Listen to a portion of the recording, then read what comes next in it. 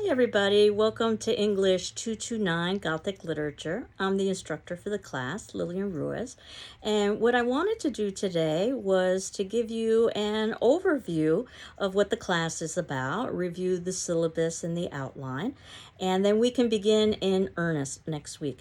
And obviously this is an online course. We're not meeting face-to-face. I teach a combination of both, but I'm going to try to mimic as much as possible what I would be doing in a face-to-face class. So these class videos, which I will be posting on a regular basis, would be what I would be normally talking about in class.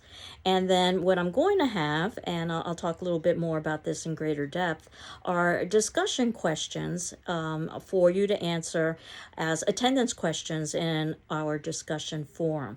And those will serve as your attendance for that particular class. In other words, that would be much like the class discussion we would be having if we were meeting in person. And then lastly, you would have the written assignments that you would normally do and submit in class, but you would be submitting them electronically to me. So what I'm going to do, as I indicated, is to review the syllabus to give you an idea about the class. And if you can access our Moodle site, which I suspect you can if you are watching this video, you'll see that in the topmost section, there are several folders there. The first is entitled Syllabus and Other Documents. This is where I am including any paper handouts that I would give you in a face-to-face class. So at this point, what you have is the syllabus, which I'm going to be reviewing, and the course outline. So you should review those elements, even though I'm going to be reviewing them as well. And I'll be adding to that over the course of the semester. Due dates. And our course outline will list our due dates, but I've also listed them separately if you wanted to see all of the due dates just in one place. And then there also is a folder for past class sessions. And what I'm going to do is to keep each current week up on our homepage on Moodle. And then the previous week, I will be posting in the past class sessions folders. So you can access the entire semester over the course of the semester, but what will be first visible over on our homepage will be the work that we are actually doing that particular week. And then you can see that there's a discussion forum. As I indicated, there are going to be attendance questions that I'm going to talk about shortly that you would answer on the discussion forum.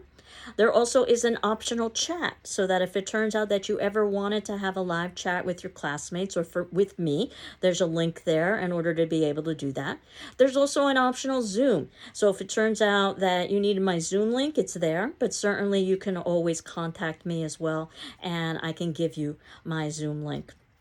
So if I were to review that syllabus, you can see that the first thing it does is it lists my name, Lillian Ruiz. And most people call me Lillian. I'm pretty informal. Just call me whatever you are comfortable with. My phone number is there. Again, I'm teaching a mix of online and in person. So if I'm not in my office, you'll get my voicemail, but then I can get back to you. My email is there as well. And notice that my email is just my surname, Ruiz, R-U-I-Z, @gcc.mass.edu. Because when I started at GCC in 1993, it's hard to believe so much time has gone by. We were just in the early days of the internet and an email, and we never really anticipated needing a first initial with a surname, which goes to show you how we were really just making things up as we were going along in the early days of the internet. My office, North 328A, that happens to be in the Inclusion and Diversity Center. So if you wanted to come to one of my in-person office hours, those are Monday through Thursday, 12 until 1, the lunch hour, unless I'm at a meeting, and then you would see a note posted that I was at a meeting, or by appointment. So if that doesn't work for you and you want to meet with me in person, we could work out another time. My mailbox, if you ever wanted to drop off anything to me, is in South 321 Suite, the exact opposite end of my office. It's a long story. But at any rate, those are the various ways you can contact me. And keep in mind, too, that you can always set up a phone appointment with me, a Zoom appointment with me, email appointment with me. So I want to try to be as accessible as possible. So the textbooks for this class, and what I ordered were paperback versions of these books to try to keep the cost as low as possible. And I suspect that you'll be able to find used copies of these texts. And that said, most of these texts can be found online, and when they can be found online, I will provide you with links so that you can access them if you wanted to. There are some copyright issues, so you may not necessarily be able to find everything online, but I will provide you with the links. And I will also have these texts on reserve in the GCC library so that you can access them. And you are free to use whatever edition you'd like. Obviously, our page numbers will be different, but if it turns out that you've owned some of these copies, or you've got access to them, or you can purchase them, let's say on Amazon, feel free to do so. So the textbooks that we'll be using, the best of H.P. Lovecraft, and we're only reading sections of that. H.P. Lovecraft is going to be a major author in this class about Gothic literature, and one of the things we have to define is what is Gothic literature. That we will be doing next class. And then Danse Macabre by Stephen King. And you might be familiar with Stephen King. Probably you know him for his fiction, but he also did some nonfiction. And in Danse Macabre, he talks a little bit about supernatural literature and Gothic literature. So those are the texts that are going to help to introduce our semester. The Exorcist by William Peter Blatty, which is going to be at the ending of the semester. You may be familiar with the movie, but it was based on a New York Times bestseller novel first. Frankenstein, Dracula, and Dr. Jekyll and Mr. Hyde, probably the three most iconic Gothic literature texts. The version I found was through Signet. They're a very famous publisher with a foreword by Stephen King. You're free to use that, but again, you can use any editions of the text that you want. That will be the beginning of our semester and the bulk of our readings. The Goldbug and Other Tales. It's a Dover book that I ordered because Dover books tend to be very inexpensive. They list just some of Edgar Allan Poe's short stories. Again, we won't be reading all of his short stories in the text, but we will be reading 3 short stories as representative samples. And I suspect you've probably heard of Edgar Allan Poe before. Great ghost stories, and we'll talk a little bit about ghost stories as well as the semester progresses. The Haunting of Hill House, which I believe they turned into a series on television, which of course is very different from the text. The Haunting of Hill House by Shirley Jackson. You might be familiar with Shirley Jackson and her short story, The Lottery, which is a very famous short story. And A Night Shift by Stephen King happens to be one of his older works. It's a selection of short stories. Again, King is probably known best for his novels, and they tend to be quite long, oftentimes over 1,000 pages. So I didn't think we'd have the time for something like that. But certainly, we can read a couple of short stories at the ending of the semester to put some closure onto Gothic literature. And I've got a note that it's assumed that students will have a good dictionary and thesaurus for reference. I suspect you've already got that in your computer. But of course, having access to it and actually using it are two separate things. And yes, there is a good amount of reading in this class, but there also is a good amount of writing in this class, which is where a dictionary and thesaurus can come in to be a very handy resource. So the course description, to remind you what you signed up for, that this class is a critical and analytic study of the Gothic tradition. Again, we have to define Gothic tradition in both classic and modern supernatural literature. So we have to define supernatural literature too. With some attention to film, because many of these texts became iconic because of film. So we will be watching some of the films of these iconic texts, and you may have received an email from me, I believe approximately a week ago or so, where I was indicating that I'm teaching a class in horror film. So you might have heard that, yes, I am an English teacher, and my training is in Shakespeare, but I'm very interested in Gothic Lit. I also teach public speaking and communication classes, and I also teach media and popular culture classes, including horror film. So if you're interested in the Gothic, or if you're interested in horror, you might be interested in that course. So if you are, let me know. There's still seats available, and I can tell you a little bit about what we would be doing this semester in that course. But in our course, we will be paying some attention to film, again, because film was so important in terms of making some of these texts so well known. And We will examine the significance of the supernatural horror tale in its larger literary, social, and cultural context. So this is more than just entertainment. This is more than just escapism. That this is also a commentary on society, that in these texts utilize many of the literary techniques that you would have discussed in classes like Introduction to Literature. So that said, a prerequisite for this course is English 112, 114, or 116. In other words, an Introduction to Literature class. If it turns out that you have not met that requirement, please let me know and we can talk about what options are available to you. But the assumption is that you already have a background in what literature is, how to read it, and how to write about it. So, English 229, our class, offers a general introduction to the content and techniques of Gothic literature through examination of representative short stories, novels, and films. Obviously, we can't read everything, but I try to choose those iconic major pieces. The course emphasizes critical thinking, critical reading, critical writing, a lot of critical in there, not as in criticizing someone, but as in analyzing, interpreting, questioning.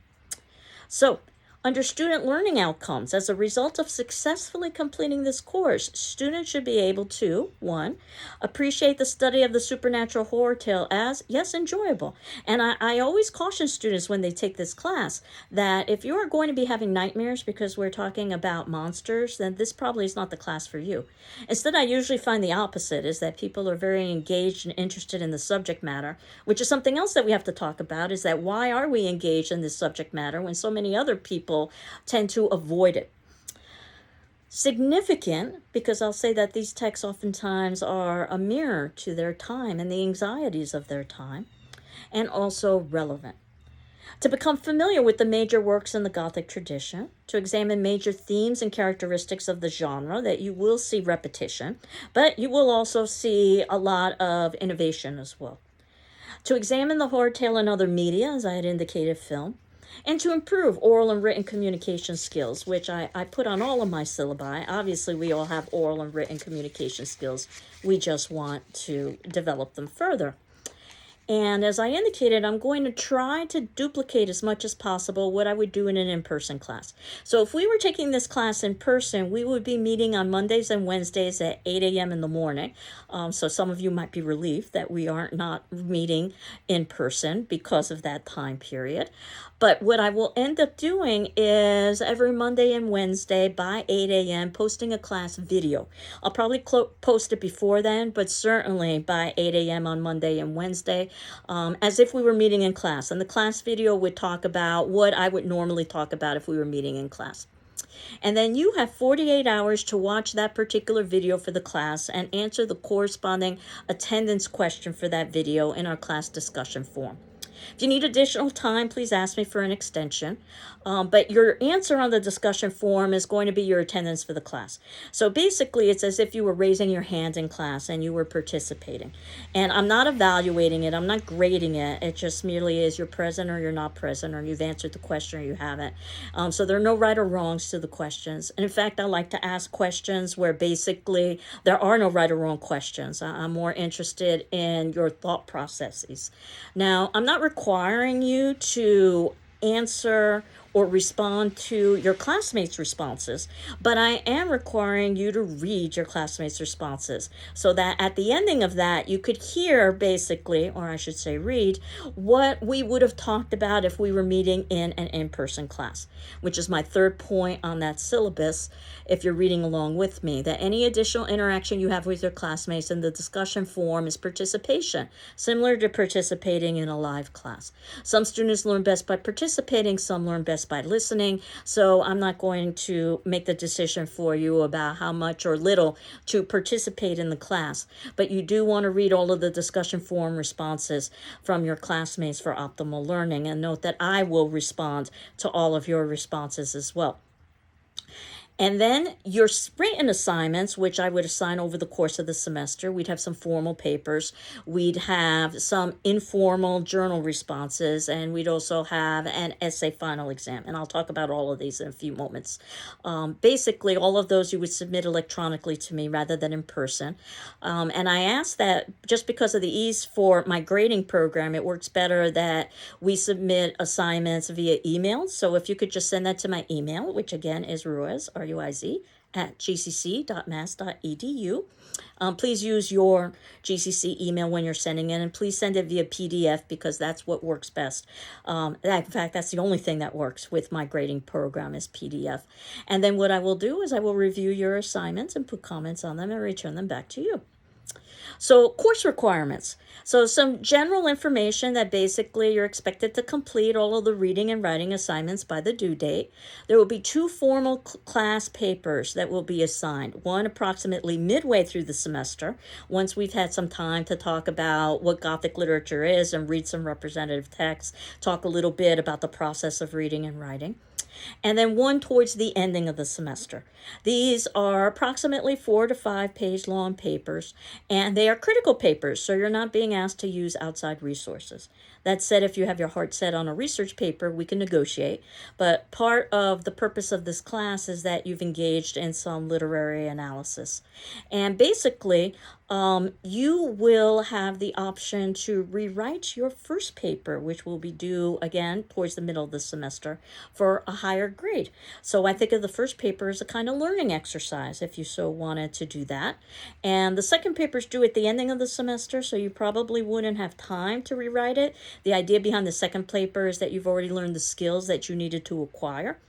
But that said, if it turns out that you can hand in your paper early enough and that we can negotiate, you might be able to rewrite the second paper as well. And the first paper will be addressing the earlier set of readings in the semester, and the second paper will be addressing the latter set of readings in the semester. And I have on the syllabus just some information about the papers. I'll just jump to that right now. And mostly it's just logistical information, that all papers are due on the day specified. Papers should be typed and double-spaced and have 1-inch borders. So I'm hopeful this is something that you've talked about in previous English classes when you talked about the MLA, the Modern Language Association format for submitting in an academic paper. But I will also briefly review that as well. And that I'm requesting a cover page, and cover pages should list the paper title, your name, the course and section number, my name, and the due date. In terms of late work, of any late work in the semester, late work will lower your grade by 1 full grade. No late work will be accepted, in this instance, the papers, after 1 week has elapsed, unless you made other arrangements with me beforehand. So please ask for an extension if you need one. I'll be happy to give it to you. Keep a copy of any paper or any important assignment that you submit. It's always good.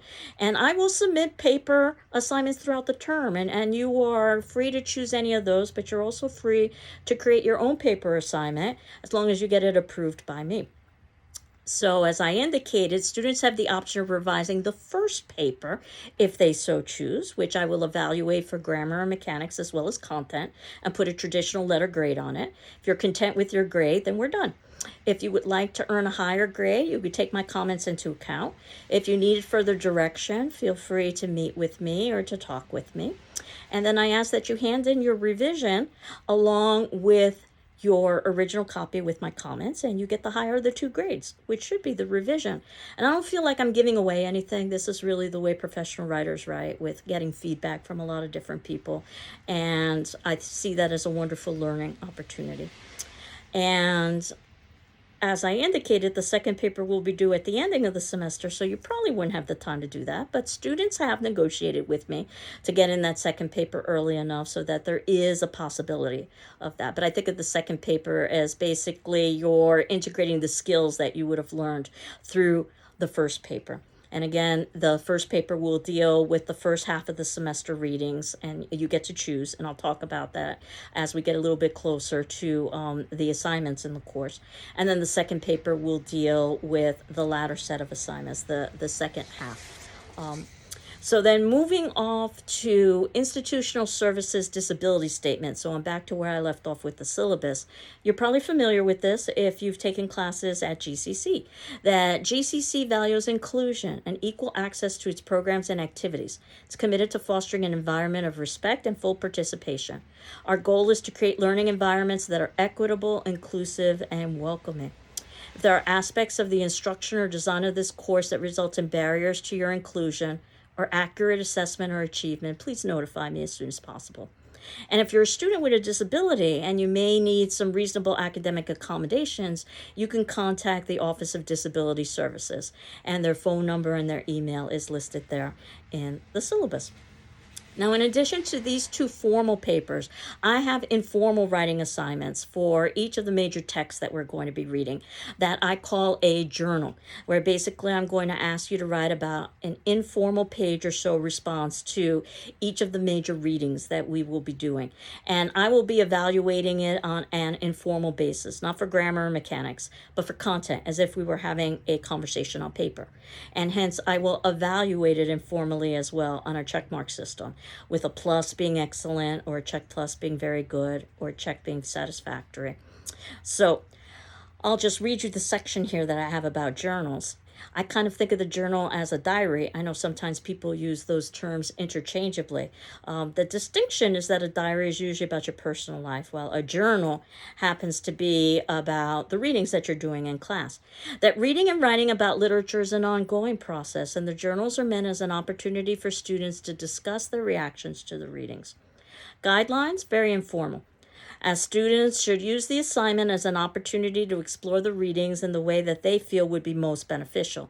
Though I will give you some suggestions in class, and I might on occasion present a specific question or problem to be explored in the journal, and you might decide to use one of the attendance questions as an idea to explore further in the journals. However, overall, the journal should reflect whatever relevant thoughts and questions that you have about the readings, and it also provides an excellent opportunity to brainstorm paper topics. As I indicated, I will provide you with paper topics, but you're also encouraged to create your own paper topic if you'd like, and as long as you get it approved by me. And final exam questions. While you can't necessarily write your own final exam questions, you might anticipate what's on the final. And what I'm going to be doing for the final is giving you a series of essay exam questions and asking you to choose from within those questions. It'll be open book, open notes, so you can utilize your notes and your journals and your papers and the class videos. If we were meeting in person, you'd spend approximately 2 hours working on that final. Since we're meeting online, what I'm going to do is when I post that final, I'll give you 24 hours to do that final. But I don't expect you to spend more than 2-ish or so hours on that final exam. Again, it should duplicate what we would normally be doing in class. And as I indicated, journals will be graded either excellent, which is a plus, or good, or check plus, or satisfactory, which is a check. Less than satisfactory and unsatisfactory also exists. Late journals, just like late papers, will lower your grade by 1 full grade. No late journal will be accepted after 1 week has elapsed, unless you've made other arrangements with me beforehand. So please come and talk with me. And attendance, again, this is not a face-to-face class, so we aren't meeting in person, but what I'm trying to do is to duplicate the attendance through our class discussion forum questions. So you can see that I've indicated class activity and discussion is extremely important and it can't be made up. So absences and tardiness will be negatively reflected in your participation grade. So there is a participation grade. While each case is different, anything more than 2 absences or 2 non-responses could lower your grade. And excessive absences could even result in failure. So you're expected to watch the videos and to answer the attendance questions. And you don't need to notify me if you're going to miss a particular class or attendance question, but if you're going to miss several, then do definitely let me know. As I indicated, that consultations, you can meet with me during office hours or by appointments.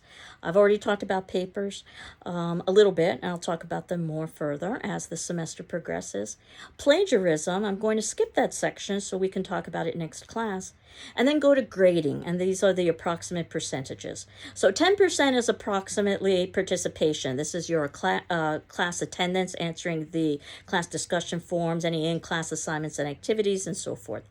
15% are all of those journals that I'm grading informally on a checkmark system. Essay number 1 is 25%, as I indicated, a 4 or 5 page paper on one of the earlier set of readings that we would have done in the semester, and you have the option of revising that. You've got up until the ending of the semester to hand in that revision, but the sooner the better for everybody involved. Essay number 2, which will be due at the ending of the semester on the later set of readings, that will be 25%. Again, another 4 or 5 page analysis. And probably you wouldn't have the option to revise it, but again, we could negotiate.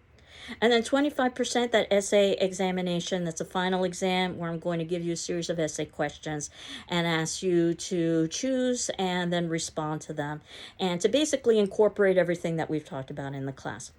And the grading, A, excellent, B, good, C, satisfactory, as you know. And I don't talk about the other 2 letters. And you'll notice that there also is a criteria for the essay examination, or evaluation, I should say, that talks about what an A paper looks like, or a B, or a C, or even a D or an F.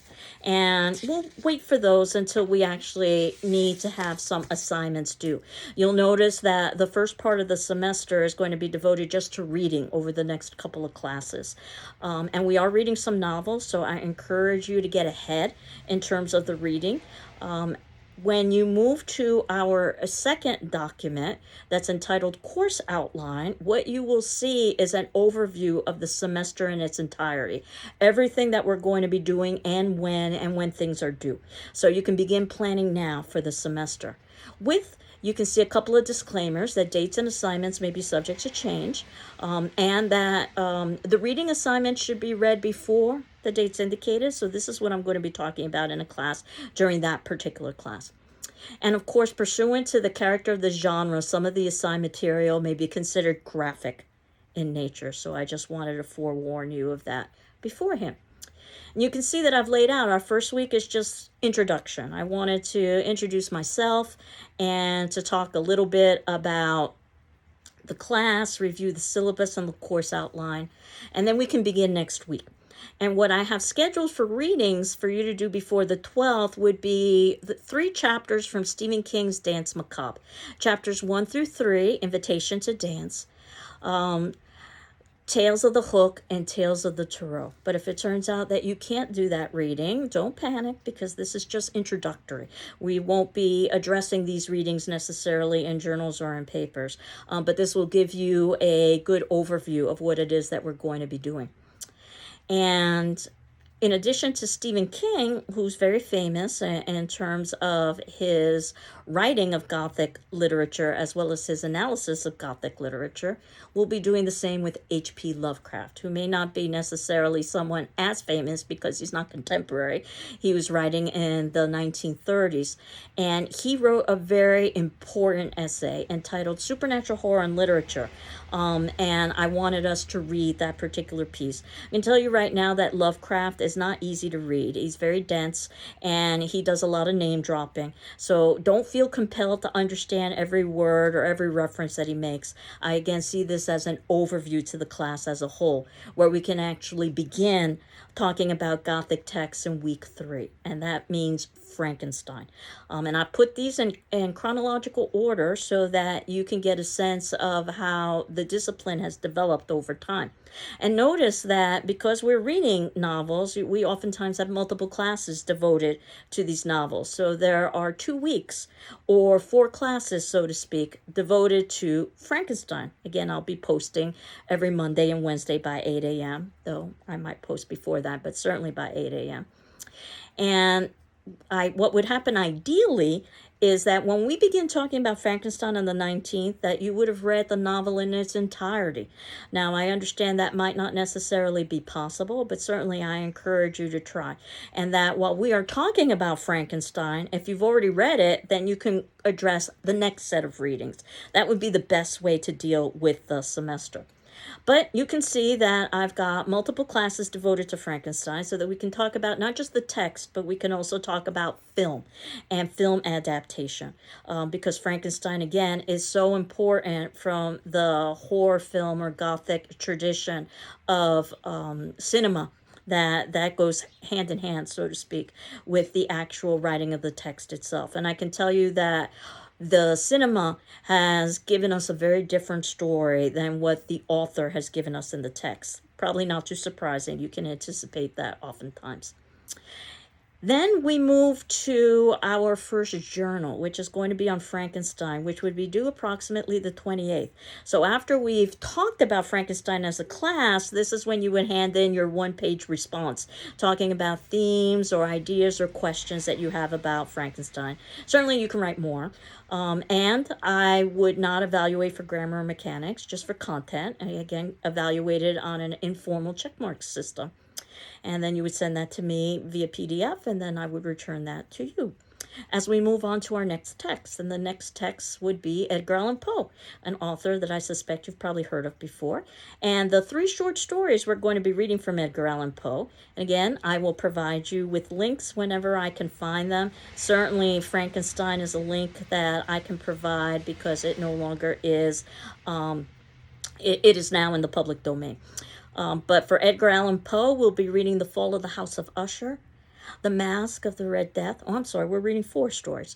The Fall of the House of Usher, The Mask of the Red Death, The Telltale Heart, and The Black Cat. You might have some familiarity with some of these pieces. And reading a short story is different than reading a novel, so we'll talk about that. And we've got 2 classes devoted to Edgar Allan Poe, the 3rd and the 5th of October. And then approximately the 5th of October is when your second journal is due, about a page response to Edgar Allan Poe. Whether you elect to talk about briefly all 4 of those stories, or perhaps you want to focus on 1 or perhaps 2 more in depth. And then we move to the 12th, which puts us into week 6. And that means that we are moving to our next Gothic text, and that happens to be Dr. Jekyll and Mr. Hyde by Robert Louis Stevenson. And again, we've got multiple classes devoted to that. Technically, Jekyll and Hyde is known as a novella. It's longer than a short story, but it's not quite as long as a novel. And then we've got on the 26th, oh, this is an error. It's not on the 26th, it's on the 31st. I'm sorry. So do note this error that I have a Halloween class scheduled for the 26th, but why would I have a Halloween class scheduled on the 26th when Halloween is the 31st? So I'm just going to flip things around there. So do note that on the course outline, and I'll also draw your attention to it when we get a little bit closer. That on the 26th of October we will begin talking about Frankenstein, so that on the 31st I'm going to stop talking about Gothic texts, and I've got a class devoted just to Halloween. I don't want to reveal too much about it. Just tune in and you'll see what it's all about. And then after that, we will continue with talking about Dracula. That is the longest novel of the semester, probably the hardest part of the semester. We should finish that approximately in week 10, around the 7th or so of, or I'm sorry, week 11, around the 14th or so of November. Notice that around the beginning of November, around the 2nd of November is when your first paper is going to be due. And early papers are always encouraged. I suspect your first paper will either be about Frankenstein, or it'll be about Edgar Allan Poe, or it'll be about Dr. Jekyll and Mr. Hyde. Dracula is a possibility, but Dracula kind of straddles the 2 sections of the semester, so I suspect Dracula might be a better text for the latter part of the semester. And then you can see that we've got journals due for each of the major texts. Journal number 3 for Jekyll and Hyde, after we've talked about Jekyll and Hyde, on the 24th. Again, your page response or so to that. A journal on Dracula, which would be due approximately the 14th of November. Again, a page so response. And again, those responses might help you formulate some ideas for papers. I will provide paper topics, but you can also create your own, and as long as you have it approved by me, that's a possibility. We'll read some works from H.P. Lovecraft, because H.P. Lovecraft, much like Stephen King, didn't just analyze the genre of Gothic, but he also was a writer within it. And we are going to be reading 3 of his short stories. One is entitled The Outsider, the other is entitled Pickman's Model, and the last is entitled The Dunwich Whore. And again, when possible, I will provide you with links for these. But of course, you can always find them on reserve in the GCC library as well. So Once we hit week 12, this is when things get a little bit easier in the semester. Students have told me the most difficult part of the semester is the Dracula section because of the length of that novel. But then we start getting into some more contemporary texts because Dracula, Dr. Jekyll and Mr. Hyde, and Frankenstein, they basically form the tradition of Gothic literature. So starting around week 12, we'll read a more contemporary text, The Haunting of Hill House. I think you'll find that to be a very fast and easy read. Around the 21st of November or so, and again, I hope you're reading along with me, journal number 5 on Lovecraft will be due, whether you want to respond to all 3 of his stories or perhaps focus on 1 or 2. We've got several classes devoted to The Haunting of Hill House. Again, ideally, you would read all of these texts before we actually begin talking about them, so that as we're talking about The Haunting of Hill House over 2 weeks, you're reading the text that follows. But do the best you can with the time that you've got. The 30th is when journal number 6 is going to be due, The Haunting of Hill House. And then we end the semester with come close to ending the semester, I should say, with The Exorcist. That'll be on weeks 14 and 15, the 5th of December, the 7th of December, the 12th of December, and the 14th of December. And the 14th of December is when your last journal will be due, journal number 7 on The Exorcist. And then we've got our sum up class, and that's where I'm ending with Stephen King's short stories from Night Shift, where I'm assigning his foreword, because he talks a little bit about the Gothic tradition, basically reiterating much of what he talks about in Danse Macabre, as well as 2 short stories, Jerusalem's Lot and One for the Road. And I think by this time in the ending of the semester, you'll understand what he's doing in those short stories and why he's doing that in those short stories after we would have read so many major texts within the Gothic tradition. There isn't a journal due for Stephen King, though if you are interested in a little bit of extra credit, you can always add in one last journal on Stephen King, but I thought that would be our swan song, our goodbye, so to speak. And again, if we were meeting on Monday and Wednesday at 8 a.m., our final exam would be scheduled, and this is determined by GCC, on Wednesday, December 20th at 8 a.m. So that's when I'm going to post our essay exam and give you 24 hours in which to respond. This is also the date in which your second paper would be due. So obviously, if you hand in your second paper on the day of the final exam, there isn't time to revise. And that basically puts closure onto the class as a whole. So I hope that gave you a sense of an overview of what it is we are going to be doing over the course of the semester. And of course, I'll talk about all of these pieces more in depth as the semester progresses. I just wanted to give you an idea at the very beginning of it holistically. And the only thing that really is left is the attendance question for today's class, because if we were meeting in person, we would do introductions. So I'm going to try to duplicate that through our discussion forum by asking you to briefly introduce yourself to your classmates. Again, there's no right or wrong, there's no evaluation, it just counts as your attendance for this particular class. And feel free to upload things like pictures or video, but you're not required to. But hopefully that'll give everybody a sense of who is in the class. Again, you're not required to respond to your classmates, but I certainly encourage you to if you feel moved to, much like you would do in a class itself. So I hope you're doing well. I'm doing well. If you've got any questions at all about what I've reviewed, please contact me, whether it be through a voicemail or email or a Zoom appointment, however it is most convenient for you, and I'll try my best to answer them. And again, we will continue on next class by trying to determine what is Gothic literature. Take care. Bye-bye.